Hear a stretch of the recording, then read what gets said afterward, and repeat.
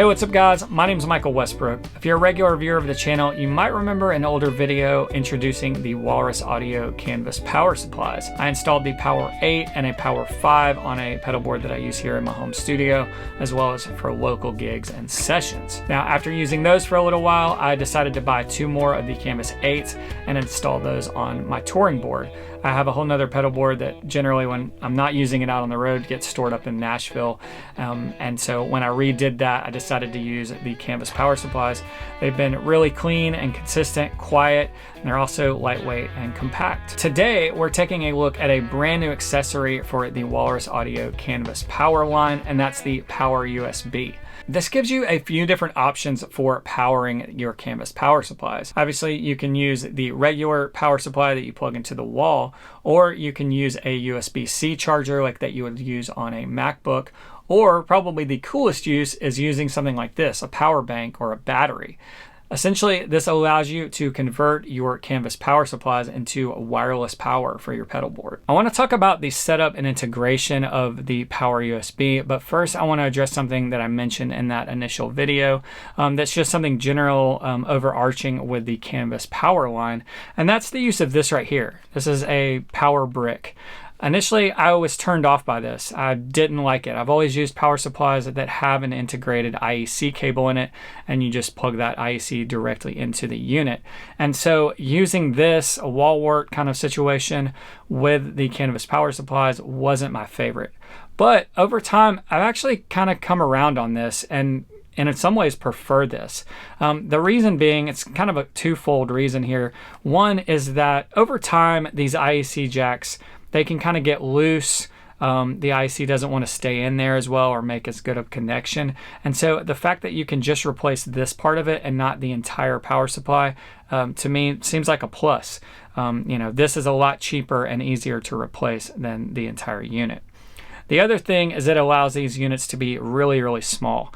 I mean, I've got 2 of the Canvas 8s on my touring board, and it takes up the same amount of space as other supplies that had half the number of jacks in there.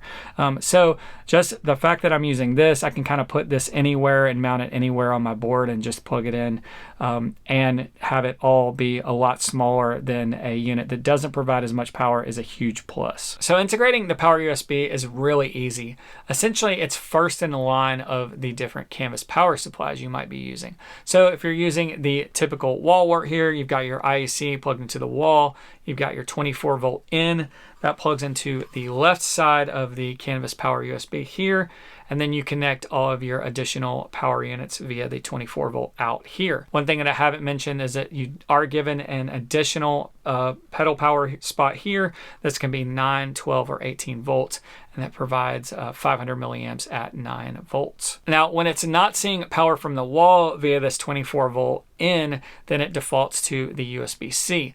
That's where you can hook up the battery or power bank, or even a high wattage USB-C charger like something from a MacBook. Now, once it does see voltage coming in that 24 volt in from the wall, it's no longer going to pull from that USB-C. But I will tell you here, some people might ask about this, that the battery, the USB-C, doesn't necessarily serve as a backup. So say you have it plugged into the wall, you also have the USB-C power hooked up. If you unplug it from the wall, the power does drop and then comes back on immediately as it switches over to that USB-C power. So this isn't kind of like a battery backup type situation.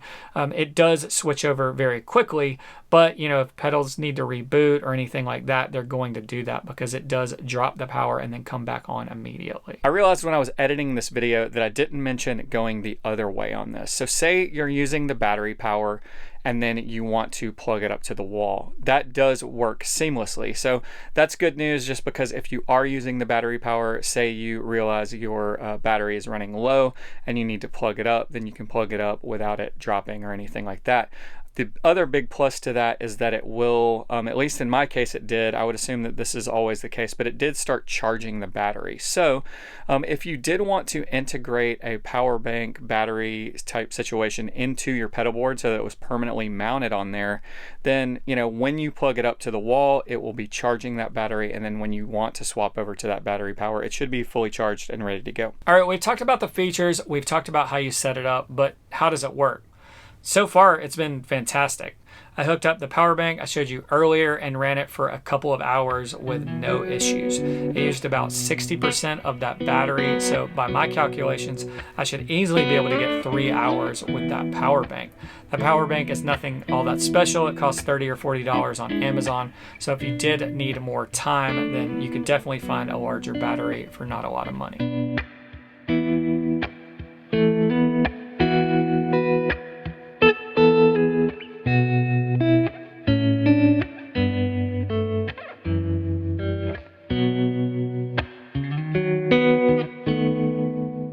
One thing to note here is that I did try a couple of batteries that didn't work. Walrus states that you need at least a 30-watt power bank. The first one I tried, I wasn't reading those specs, and it was a 20-watt. It did not work. And then the next one I tried was a 30-watt power bank, but it didn't work either. So I'm not sure if it was out of spec or maybe it needs a little more juice. But either way, I think you're better off going with something that is more capable and more suited towards charging computers. The power bank that I got, it has a 65-watt output, USB-C output, and it worked no problem, and again, worked perfectly for the 2 hours that I tested it. So again, you're probably better off just going above that 30-watt spec just to make sure that you're going to be able to power it adequately no matter what kind of setup you have. Overall, I think this is a great addition to the Canvas line. For those of us who are already using the Canvas power supplies, it gives us that additional flexibility of using USB-C power or even using a battery to power an entire pedal board. I myself am already thinking about putting together a small rig that I can use for rehearsals or short gigs where I can just use it battery powered. It also gives us that one additional spot just for that one last pedal we want to add. I think for folks who are not using the Canvas power supplies, this could be the thing that pushes them over the edge. If you have a certain kind of portable setup or you need to battery power things, or if you have maybe some kind of computer related setup where you have USB-C power going on, that's part of the rig, maybe a keyboard setup or something like that.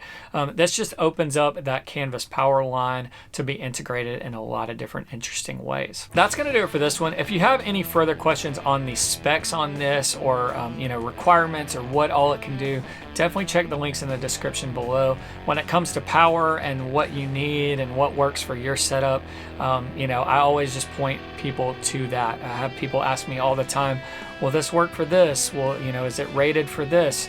I'm not tech support, so reach out to Walrus, check the links down below. They can help you out with the specifics of that.